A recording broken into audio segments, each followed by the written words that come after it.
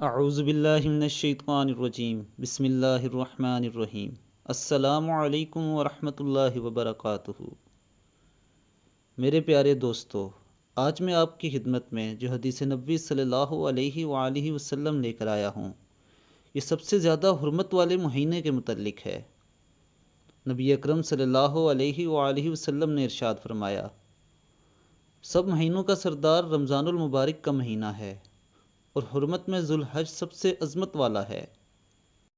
دوستوں، میں آپ سے یہ گزارش کرنا چاہتا ہوں کہ ہم اللہ کے بہت ہی خوش قسمت لوگ ہیں جنہیں اللہ تعالیٰ نے ایک دفعہ پھر ذوالحج کا یہ مہینہ نصیب فرمایا۔